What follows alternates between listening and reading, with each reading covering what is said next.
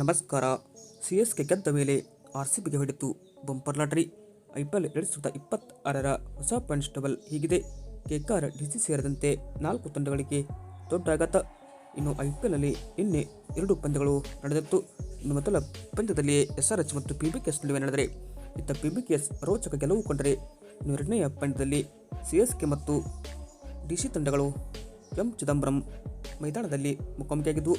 ಈ ಒಂದು ಪಂದ್ಯದಲ್ಲಿ ಸಿಎಸ್ಕೆ ತಂಡ ಅದ್ಭುತ ಗೆಲುವನ್ನು ದಾಖಲಿಸಿದರೆ, ಇತ್ತ ಈ ಎರಡೂ ಪಂದ್ಯದ ಮುಕ್ತಾಯದ ಬೆನ್ನಲ್ಲೇ ಹೊಸ ಅಂಕಪಟ್ಟಿ ಕೂಡ ಬಿಡುಗಡೆಯಾಗಿತ್ತು.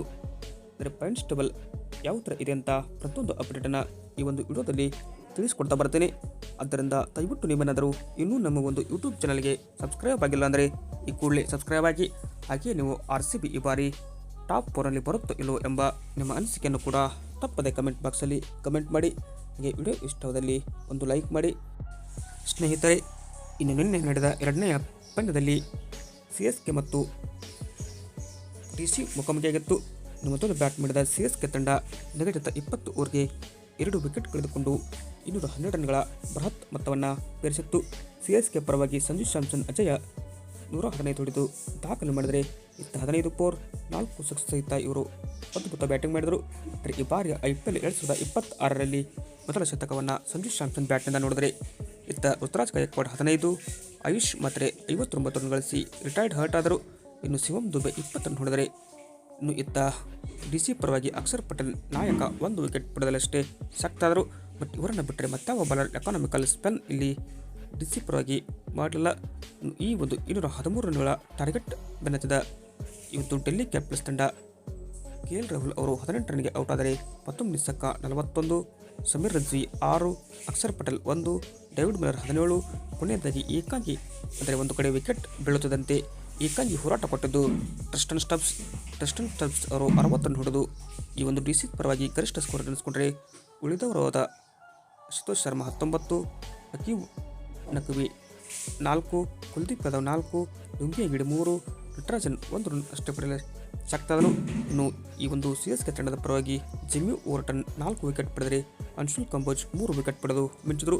ಅಂತಿಮವಾಗಿ ಸಿಎಸ್ಕೆ 27 ರನ್ಗಳ ಒಂದು ರೋಚಕ ಗೆಲುವನ್ನು ಈ ಒಂದು ಡೆಲ್ಲಿ ಕ್ಯಾಪಿಟಲ್ಸ್ ಸಾಧಿಸಿ ಈ ಒಂದು ಐಪಿಎಲ್ ಸೀಸನ್ 19ರಲ್ಲಿ ಮೊದಲ ಗೆಲುವನ್ನು ಕಂಡಿದೆ. ಈ ಬಳಿಕ ಅಂಕಪಟ್ಟಿ ಕೂಡ ಇಲ್ಲಿ ಬಿಡುಗಡೆಯಾದರೆ ಅಂಕಪಟ್ಟಿ ಈ ಥರ ಇದೆ.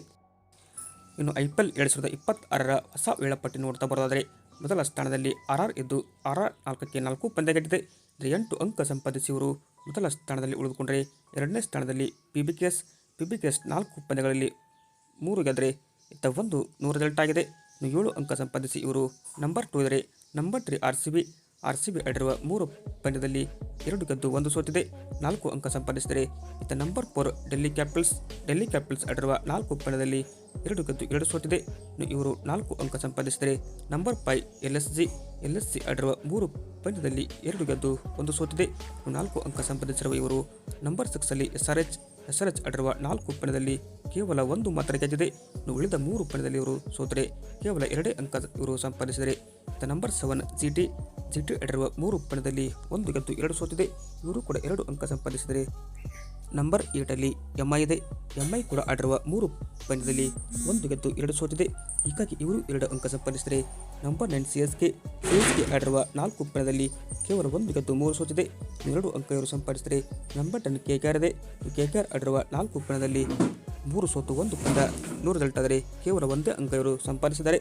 ಬಟ್ ನಿನ್ನೆ ಸಿಎಸ್ಕೆ ಗೆಲ್ಲುವ ಮುಖಾಂತರ 10ನೇ ಸ್ಥಾನದಿಂದ 9ನೇ ಸ್ಥಾನಕ್ಕೆ ಏರಿದರೆ, ಇತ್ತ ಕೆಕೆಆರ್ ತಂಡ 10ನೇ ಸ್ಥಾನಕ್ಕೆ ಉಳಿದುಕೊಂಡಿದೆ. ವಿಡಿಯೋ ಇಷ್ಟವಾದಲ್ಲಿ ಲೈಕ್ ಮಾಡಿ. Thank you.